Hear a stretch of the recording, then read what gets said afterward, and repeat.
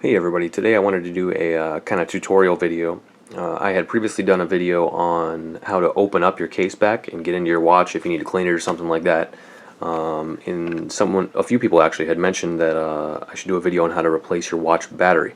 So that's what we're going to do today. We're going to see how to replace the battery on a quartz watch. Let's get started. So first of all, you have three different kinds of basic case backs. You have a friction case back, you have a screw-on case back, and a screw-down case back. Okay, I'm just using this watch as kind of like a placeholder.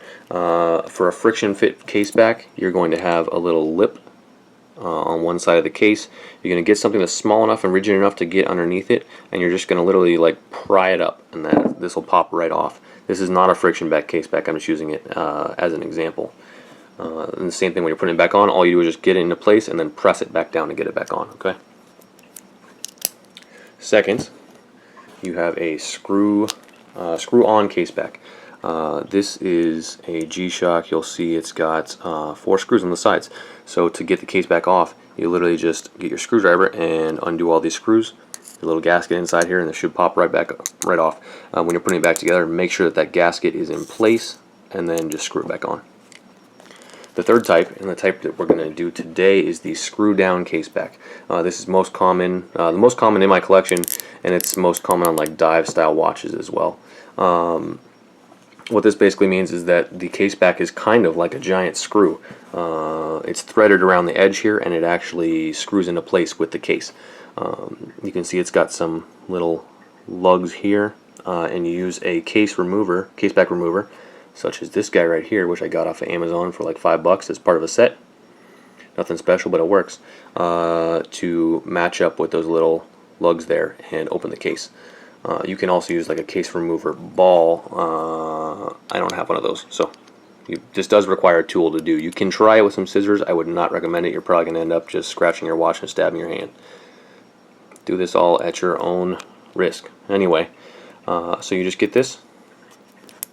Remove the case back. It should just turn a little bit, and then it should be free to undo with your fingers. And you'll see it literally just unscrews like a screw. Once it's loose, it should just pop right out like that. Ta-da. You see this little gasket there, and there's our movement. This is a Swiss Legend Neptune, in case you're wondering. There you go. SWI, China.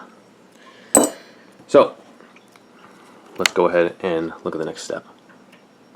For the next step, you're going to want to remove this retaining ring here. So what you're going to do, see how it has those little hollow spots here? You're going to pop this off the side opposite the crown first. So just get little tweezers or something under there, and it should just loosen right up. Being gentle, of course, you don't want to bend the stem of the crown or anything. There you go. So that is out. Next, what we're going to do, we're going to get the battery out. So what you got to do is look at your movement here. In this case, this is an ISA. Let me get it to focus. ISA 2331. You can see it says right there, Swiss made. Anyway, depending on your movement, the battery, you just have to locate the battery. Sometimes it'll be under a little cover or something. In the case of this one, it just kind of had a little plastic tab here that was underneath the battery, or over the battery.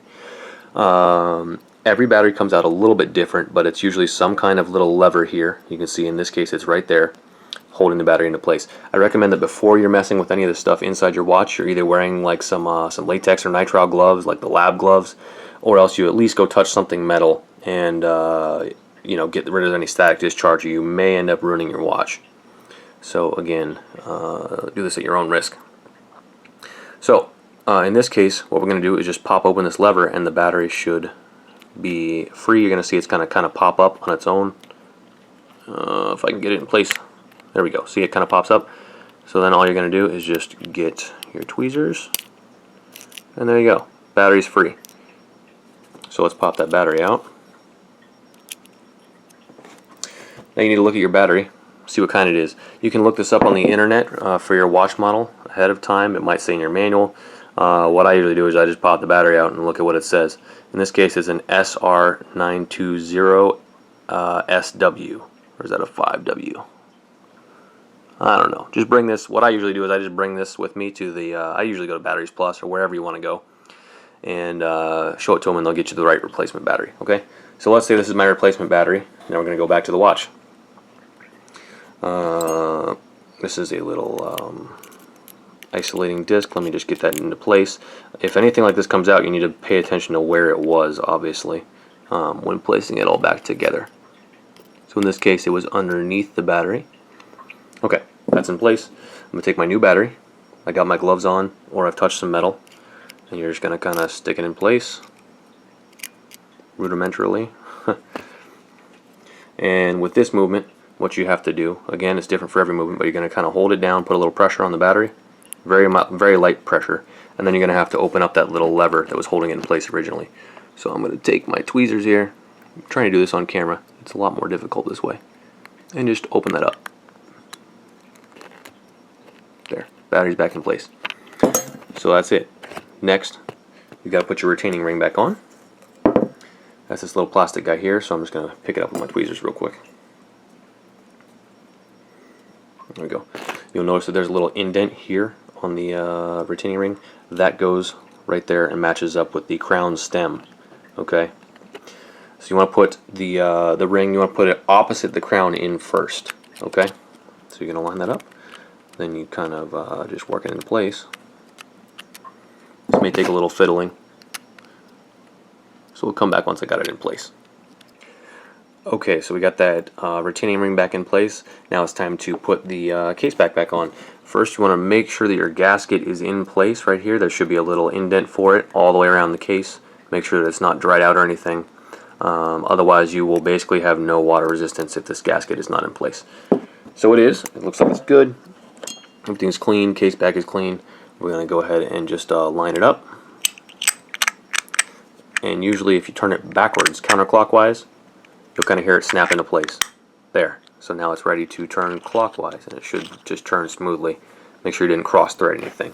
So it'll hand tighten most of the way, and then you just need a little bit more torque on it with the case back wrench here. So let me line that up. Little grip on the lugs here, and that's it. There. You just change your battery. This should be working. Yep. There you go. Hey, I didn't break it. Look at that. Okay. So there you go. That's how you change your watch battery. Again, it's going to be a little different for every watch. And also, if you're not having a jeweler doing this and having documentation and all that, depending on the company, you may be voiding your warranty. In the case of most watches, though, that battery is going to be dead long after your warranty is over anyway. Most watches are, maybe a year or something like that. And that battery should last you at least a few years. So this is a way to save a little money and do it yourself if you're handy like that. Thanks for watching, everybody, and I'll see you next time.